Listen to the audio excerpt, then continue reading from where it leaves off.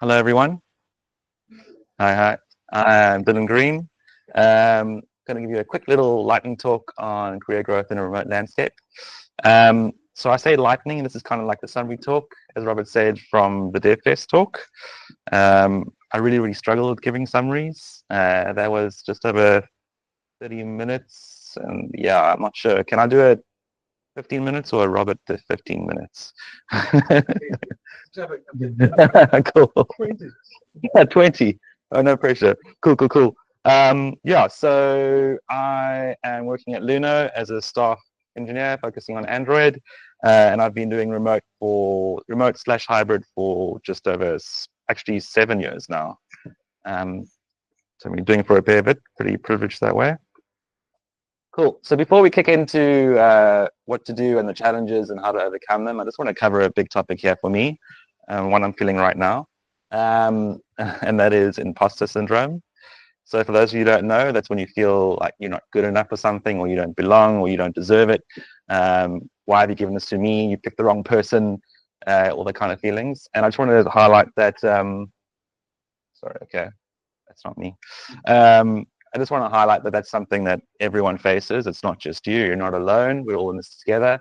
And it's a fun little story because I've spoken to so many people along every stage of the company, and I've even met some CEOs who have like self-help groups where a bunch of CEOs get together and they all talk about imposter syndrome because they're like, why am I a CEO of this company? This is crazy.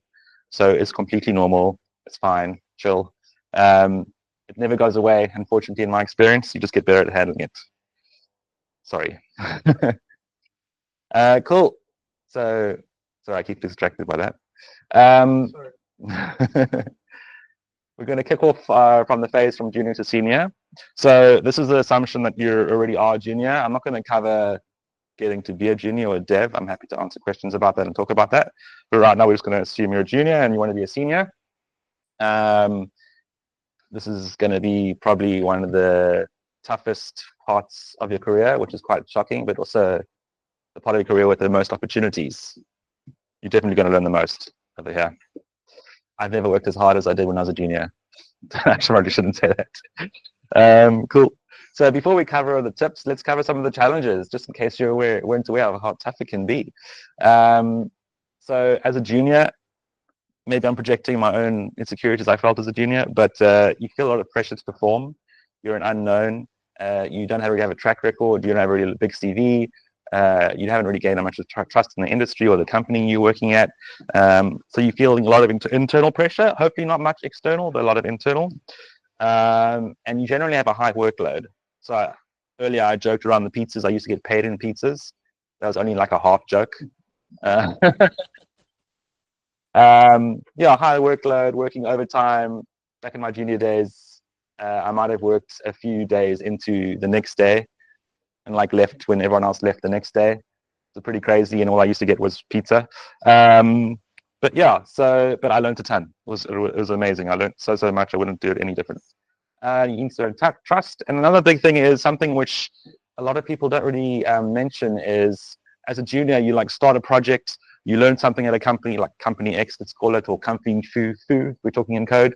You learn all the cool things. Oh, this is how we do this task. This is how we build the stack or whatever stack we're using. Awesome. This is how we use Dino. And then you go like, this is cool. I've been here for a year. I want to learn some more. You go to the next company. They do it completely differently. Almost like 80% of your knowledge is just thrown out the window, and it's like starting from afresh. So it's really difficult, especially as a junior, to navigate that and kind of realize that you need to relearn, keep up with the industry, constantly thinking, constantly learning. The constantly learning part never goes away, which is fun. Everyone's supposed to say yes. Cool. So I was thinking like on the way here, because I struggle to condense, like I want to talk for like a really long time, but how would I give this talk in like 1 minute, right? Like if you're like, Dylan, I don't have time, like it would be this slide, right? So I would say you need to seek your support system, right? Often you feel alone, especially like I started in a startup. I was like the only person there, the only developer. They said like, I called it a pizza box. Here's your server. Learn how to like install servers, learn how to make websites, learn how to make backends. It was crazy. Pep text, if anyone remembers that. So yeah, that was crazy, and you kind of feel alone. And I wanted to say, like, you need to lean on your community. Events like this is awesome. Lean on your colleagues. If you don't have colleagues, go online, join the GDG groups, go on LinkedIn, find forums there, go on Slack. There's so many local Slack groups and international Slack groups you can go on. There's so many ways you can feel people struggling with the same things you're struggling with right now and get help. And people are so willing to help you. I try to help people on LinkedIn, and if I can't, I try and respond and say, sorry, I'm so busy, I'll get back to you, which I feel bad for, but as much as possible, we're willing to help out. We're not alone. How much how's time? Okay. I'm skipping so much already, I feel so bad. Okay. The little picture there was a little analogy I used to have, which is like getting a jet ski. Every part of your career is an island. You need a jet ski to get going. Don't stop learning. If you stop, you're drowning. So please keep on going, keep on learning, keep on struggling, keep on fighting, and keep on growing. Wow, summarized a lot. Okay, cool. So we've discussed a little bit of a few of the problems you might have had, the challenges you might have had, what you should focus on, which is to support the people around you. So what are some like more tips you can do to get there? Maybe you've been a junior for 1, 2, 3, 4, 5 years, and you're like, wow, like, I'm really awesome. Like, why am I not getting a promotion? What's going on? Like, this should have happened by now. And I want to say what I see in a lot of people is they kind of think if they just do the work that's given to them, so they like get 5 tasks, they do 5 tasks, they do it in the deadline or before the deadline, they don't introduce bugs, everything's great. They're like, this is what I need to do. I'm sweet, promotion. And a lot of the times that's just not enough. Because it's super competitive, especially at the junior to senior level. So you really need to start sticking your head up above the crowd. And one way to do that is to volunteer in challenging projects. So not just doing what you're given, but like, for example, the next time someone in your company says like, oh, we really need to solve this problem, what do we do? This is like a big struggle. Like before someone else, like your lead or your senior, or whatever, sticks their hand up, you stick your hand up and say, can you please give me a shot at trying this? Let me fix this. I'll research it. I'll figure it out. If I'm struggling, I'll already ask you for help, but please give me a chance to do that. Don't wait for the other seniors and the rest to solve all the problems. You can step up and do them, right? So something similar to that point 2 I made there is anyone can lead. So what I was saying there is you don't have to be a lead to lead things, right? You can lead you can start like acting as a lead from day 1. And you can start leading initiatives. So I said like, anyone can lead initiatives. That's kind of like a loaded topic. But what I mean by that is, yes, you're a junior. You can't maybe build the whole project out, whatever it might be. Maybe you don't know how to do market research or make up mocks or anything like that. You can maybe like turn into the coordinator and coordinate that stuff, right? So I used to get a lot. I used to work at Kalahari, for those who are in Kalahari, and then Takealot. And I used to get a lot of slaps on the wrist back in the day.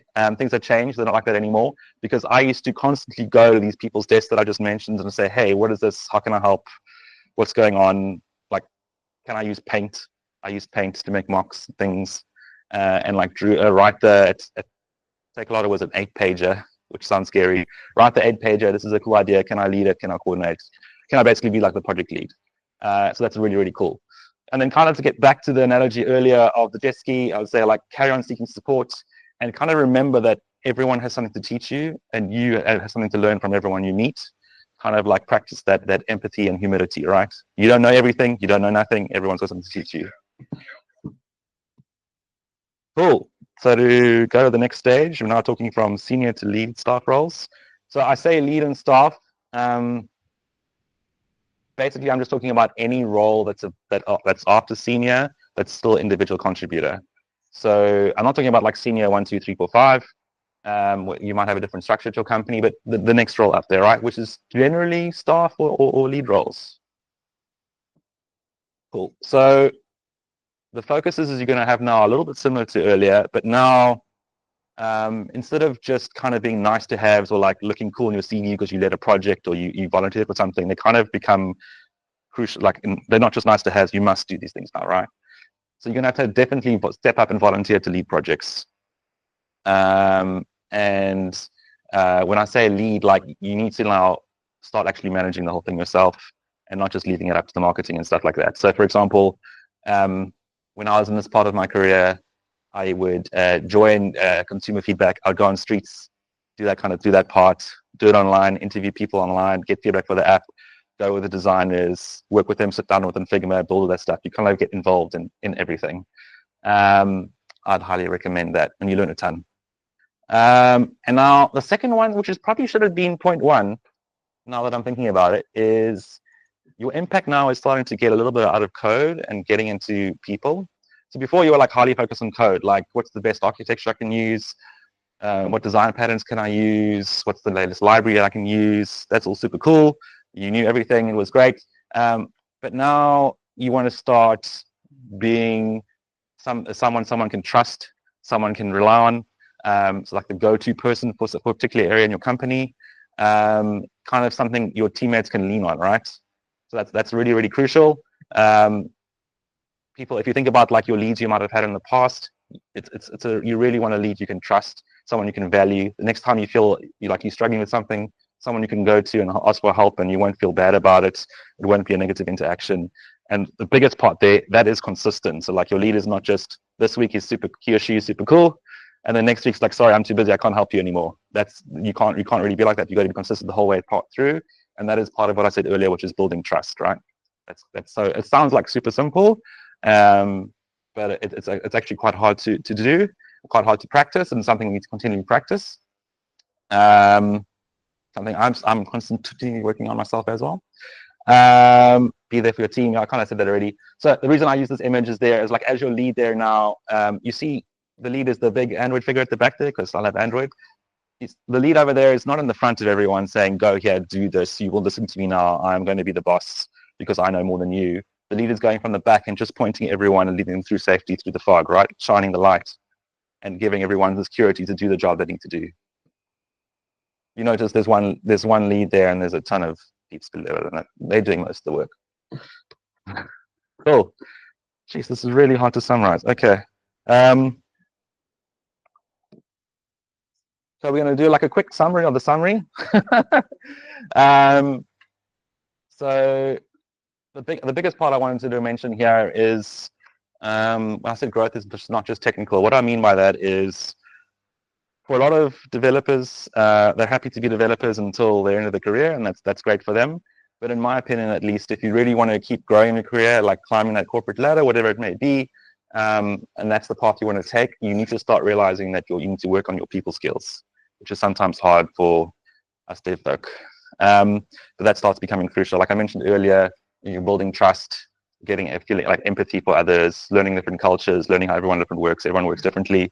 That's kind of like super, super crucial. And the higher you go, the more you start realizing your roles become, you kind of leave the code behind, which is scary for a lot of people. A lot of people like leave the code and then come back and like, no, I want to do code, which is totally fine. But if you want to continue growing, then you need to start focusing on people, as scary as it is. And that's something I wish someone had said to me, as simple as it sounds, like at the very beginning of my career, because I kind of left that, to the last few years, like, oh, wow, I really need to start building on those. I'm not too good at it. I need to start listening to more podcasts and things. How do I work on this? How do I communicate? How to do things like this? Super, super important. Take initiative, have confidence. Oh, not done yet. Another one here is stepping out of your comfort zone. So I really, really believe in this. So this is what I'm doing right now. Like I'm super, super busy right now, and I came up with these excuses why I couldn't do this talk. So I kind of delayed answering. I'm like mad busy, but like in my head, I was like, wow, Dylan, those are like a whole lot of excuses for you not to do something you're terrified of doing. And then that was like, the answer to me was like instantaneous, you're doing this. Like, because you had that reaction, you're doing it. It's like not even a discussion anymore. Like, that's why you're doing it. So I like highly encourage that. I feel like for me, and I assume this applies to many others, if you're not uncomfortable and if you're not stepping out of your comfort zone, you're not really growing, or maybe you're growing really, really slowly. So really, really step out and do things that scare you. Talk to your director and say like, hey, what's our business plan? Or get the CTO to like draw out the whole stack and why we chose those things. Like those are the examples I've done pretty recently. Like really step out, learn things, do the hard things, ask the hard questions. I've asked Luno as an Android, doing Android, why are we doing Android? Please justify to me as a business unit why we're doing Android. And you have those discussions, those tough calls. And it really helps you to learn and understand how other people think, provide empathy, and increase your value to the company, and give give back to the company as much as possible. So it really pays dividends, at least in my experience. I guess that kind of leads to the last point I kind of mentioned already, is build trust and support your team. So a big part about this is, for me, leadership is about the people. So if you're supporting them and growing them in their careers, kind of like your growth kind of just coincidentally just happens, right? You're no longer just focusing on yourself growing, like what I make, like KPIs, what I do. No, like people, like I get feedback all the time. Like I'll ask our CTO, like, what do you like about me right now? And it's like, I do those uncomfortable talks. People ask, how do you start them? You just start. Hey, can I have a talk right now? Yes. It's about uplifting others and helping them grow, and taking the losses with dignity, right? Like if you don't get a promotion, suck it up, move on. Don't be bitter about it. That really matters. Cool. I've already said far more than I intended to. We'll get some of your questions at the end. That's my LinkedIn. That's the QR code for the full talk at the DevFest. But don't worry, if you don't have to scan that, just Google. I think Robert mentioned, just Google DevFest Cape Town 2024. You'll find the playlist there. That's it.